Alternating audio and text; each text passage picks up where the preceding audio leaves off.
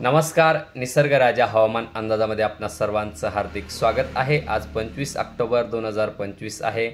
बघा शेतकरी मित्रांनो, आपण दिलेल्या अंदाजाप्रमाणे 21 तारखेपासून पावसाला सुरुवात झाली. 21-22 भाग बदलत जोरदार स्वरूपाचा पाऊस झाला. तसेच 23-24ला सुद्धा मध्यम ते जोरदार स्वरूपाचा पाऊस झाला. 24 तारखेला सुद्धा छत्रपती संभाजीनगरच्या सर्व तालुक्यांना पाऊस झाला व महाराष्ट्रात बऱ्याच ठिकाणी मध्यम ते जोरदार स्वरूपाचा पाऊस झालेला आहे. तसेच आज 25 तारीख आहे. 25, 26, 27, 28, 29, 30, 31ला सुद्धा म्हणजे 31 तारखेपर्यंत मध्यम ते जोरदार स्वरूपाचा पाऊस राहील. 1-2 तारखेला तुरळक ठिकाणी पाऊस राहण्याची शक्यता आहे. तसेच आज उद्याकडे आणि 31 तारखेपर्यंत कुठे कुठे पाऊस पडणार आहे बघा.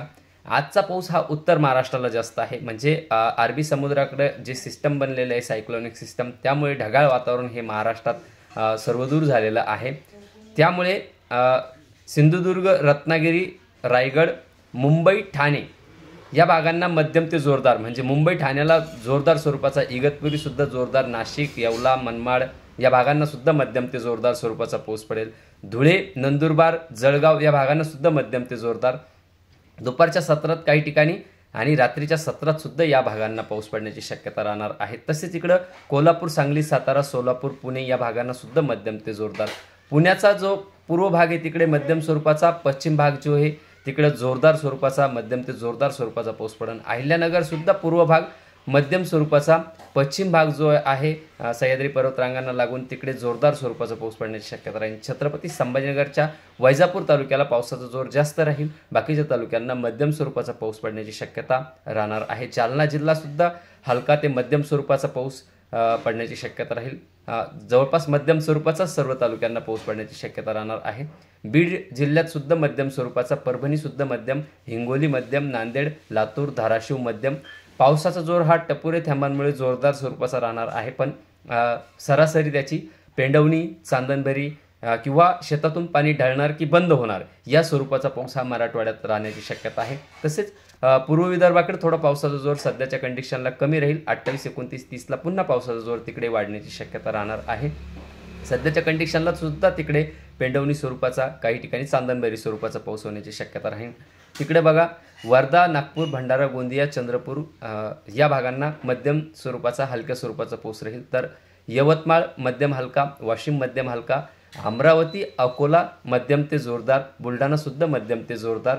तर छत्रपती संभाजीनगरचा सिल्लोड, सोयगाव, फुलंब्री, कन्नड या भागांना मध्यम स्वरूपाचा, सध्याच्या कंडिशनला सुद्धा ठिकठिकाणी हलक्या स्वरूपाचा पाऊस सुरू झालेला आहे. तसेच छत्रपती संभाजीनगरचा पैठण तालुका मध्यम स्वरूपाचा, गंगापूर मध्यम, वैजापूर मध्यम ते जोरदार स्वरूपाचा पाऊस पडण्याची शक्यता राहणार आहे. तर शिर्डी, श्रीरामपूर, राहता या भागांना सुद्धा मध्यम स्वरूपाचा, येवला, कोपरगाव सुद्धा मध्यम स्वरूपाचा जोरदार स्वरूपाचा पाऊस राहणार आहे. बघा शेतकरी मित्रांनो, या 2 दिवसात पावसाचा जोर हा उत्तर महाराष्ट्र, कोकण किनारपट्टी, छत्रपती संभाजीनगरचाही पश्चिमी भाग या भागांना पावसाचा जोर जास्त राहील. तर पूर्व भागांकडं, पूर्व महाराष्ट्राकडं, समजा विदर्भाकडं पावसाचा जोर थोडा कमी राहील सध्याच्या कंडिशनला. पुन्हा तिकडे बंगालच्या उपसागराकडून येणारे कमी दाब आणि त्यामुळे तिकडेही मध्यम ते जोरदार स्वरूपाचा पाऊस पडण्याची शक्यता 28, 29, 30ला सुद्धा राहण्याची शक्यता आहे.